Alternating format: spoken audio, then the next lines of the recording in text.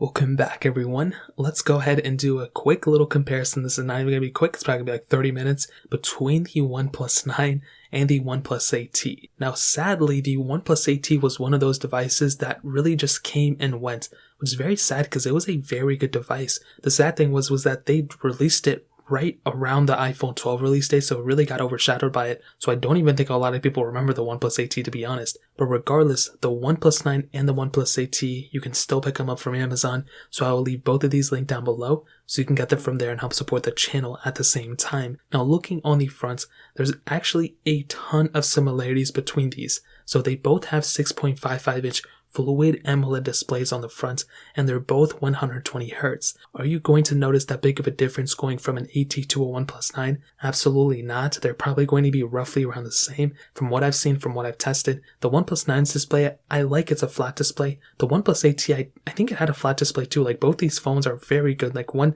doesn't necessarily feel more premium than the other one. I do remember the OnePlus 8T kind of being a little bit more rounder around the edges, which was cool, but it's still a very big phone. For some reason, it just felt bigger than my OnePlus 8. I don't know why, but they're almost exactly the same size. So definitely when it comes down to the front of both these phones, they are very, very similar. One isn't necessarily better than the other one. Both have USB Type-C ports on the bottom, no headphone jacks, nothing like that. A big difference though, and this is a pretty big difference, the OnePlus 8T had no IP certification, but the OnePlus 9, apparently the T-Mobile version actually has IP certification, which I find weird. Why didn't they just throw it on all the models? But again, what are we going to do about it? But on the back, we have a frosted glass back on the OnePlus 8T, where on the OnePlus 9 we had that standard glass back. Even on the OnePlus 8 we had a frosted glass back, and those backs feel so premium. Those are my favorite types of backs on devices, and it's always sad to see a manufacturer give us something and take it away, and this was another case in point of that in my opinion. Now, they both have obviously their designated cameras on the back, and the OnePlus 8T obviously kind of had like a quadruple camera setup, and I think they kind of had to merge the 8T and the 8T Pro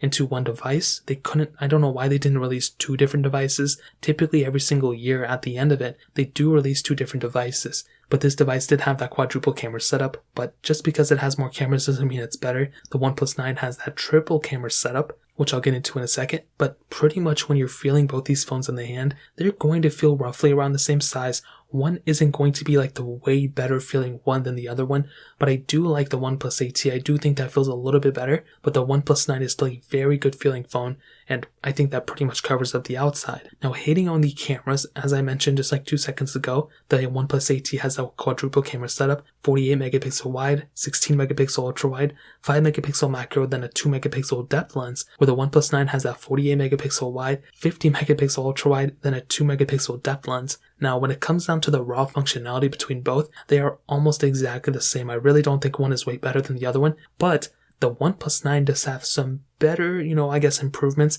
They teamed up with Hasselblad, which I guess is a company that makes cameras or something, and apparently they spent a lot of money on it, but to be honest, I feel like the OnePlus 9 and the 9 Pro, still those cameras don't tap out as compared to like something like a Galaxy S21. The S21's camera is like so crazy to me how they can't even match that one. Even with the S20, I feel like the S20's camera was better than the OnePlus 9 or 9 Pro. But between these two, definitely the OnePlus 9 is the better camera here. You're getting not only, I guess, more functional lenses, because you do get, I guess, clearer ultra-wide and wide-angle lenses with higher megapixel counts. But the main thing is that you can actually go from 4K at 60, which you're tapped out at on the OnePlus 8T, all the way up to 8K video on the OnePlus 9. I think that is a really big improvement. iPhones can't even do that yet. No Pixels can do that. We pretty much only have that on the Galaxy phones and I think Xiaomi phones as well. But this one is a very good improvement that we have there. Is it worth upgrading from a OnePlus 8T to a OnePlus 9 just because of that? Probably not. But that is a very good improvement that we have here. So I think that in and of itself is one thing that I would definitely go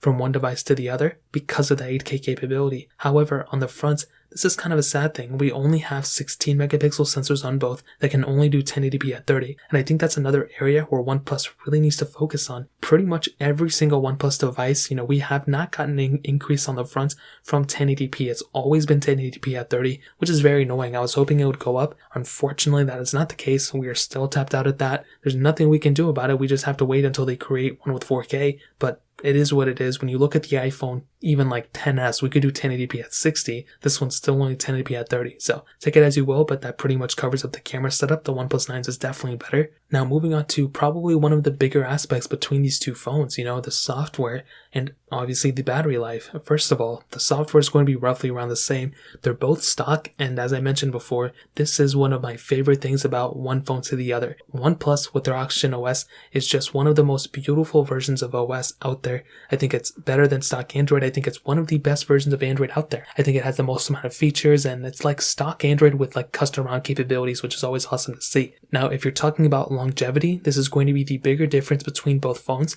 The OnePlus 8T is still going to be lasting for quite a bit of time, but obviously the OnePlus 9 is going to be the longer lasting phone here. So keep that in mind. Other than that, they're both going to be getting pretty much the same amount of like software updates and all that stuff. So even there, you're not going to see that big of a difference either. So keep that in mind. I mean, take it as you will, but that covers up the software standpoint. But there is a little bit of a difference with the battery life. So first of all, the same 4500 mAh batteries within them, which I think is awesome. I'm really happy to see the house size of batteries on these types of devices. But the bigger thing to keep in mind is that the OnePlus 9 does have wireless charging. From what I know, there is no reverse wireless charging on that model, but you do have wireless charging on that device. So I think, again, that's another pretty cool thing that you have there. So take it as you will, but you're going to be getting probably a longer software supported phone on the OnePlus 9, as well as wireless charging, which could mean, better battery life and all that stuff. Who knows, like with the software improvements and stuff. But in terms of that covers up that area. Now ending it off with the performance, the OnePlus 8T does have that Qualcomm Snapdragon 865 chipset inside of it, with 8 gigs of RAM on the base model and then 12 gigs of RAM on the top tier model, where the OnePlus 9 has that Qualcomm Snapdragon 888 chipset with 2 different models again, 8 gigs of RAM on the base model and then 12 gigs of RAM on that top tier model. And definitely when it comes down to the performance, I've said this for so long now, the OnePlus 8T is a very good performing phone. This is still one of the best performing phones out there. I mean, going from an 865 to an 888, there really wasn't that big of a difference if I'm being honest. There probably was a little bit, but to be honest, day-to-day tasks, you're not going to notice that big of a difference.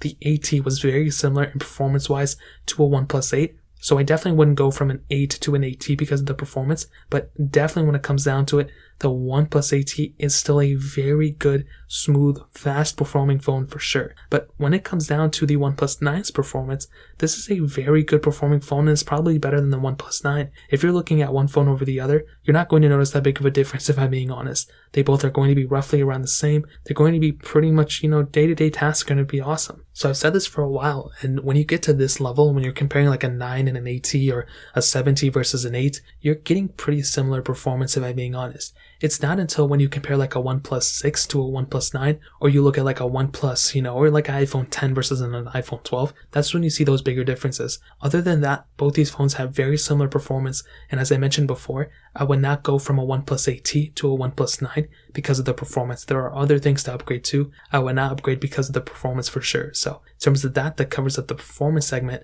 Now to kind of sum up this video and to answer the question, should you go and buy a OnePlus 8T? Should you upgrade your 8T to the 9? This is what I'll tell you. If you have all the money in the world, definitely get the OnePlus 9. That is the easiest way to put it. If it's definitely a better phone, you're getting IP certification, probably a little bit of a better display, probably not. You're getting wireless charging, better cameras on the back, pretty much the same cameras on the front, a longer lasting phone, and a faster phone. But if the OnePlus 9 was a 10 out of 10, the OnePlus 8T is like a 9.5 out of 10. This is so similar to that device, and it doesn't really make much sense to go from an 8T to a 9. I would probably wait until like the 9T comes out, but I would not even upgrade my 8T. I would rather wait until like the OnePlus 11 comes out or something and then upgrade to that one, because the 8T is still a very good device. You have a beautiful display on the front, still at 120 Hz. The displays are pretty much the same on these, to be honest. The software versions are going to be roughly around the same, but the 9 is probably going to be getting an extra year of software support when it comes down to it. You're getting almost the same performance. Like the 9 is better, but the 8T has the same amount of RAM variants on it too, so there's not even that big of a difference there. The battery sizes are identically the same size battery. The main improvement that you're getting with the 9 is that you're getting wireless charging, so that may be a big enough reason for you to go ahead and upgrade to it. For me, it's like 50-50, I'd rather have wireless charging, but if I get to save a bit of money, then maybe the AT would be the better way to go. You're technically getting more cameras on the AT, which doesn't really mean much because the cameras on the OnePlus 9 are definitely better. So that's another pretty big thing to keep in mind. And I think if you're somebody who looks at the OnePlus AT and you're like, oh, I wish this thing had a wireless charging or IP certification or maybe like better cameras, that maybe the OnePlus 9 would be the better way to go. I would still recommend waiting out until like the 9T comes out. I think those devices are going to be killer. I don't know why the OnePlus still doesn't want to improve their front cameras.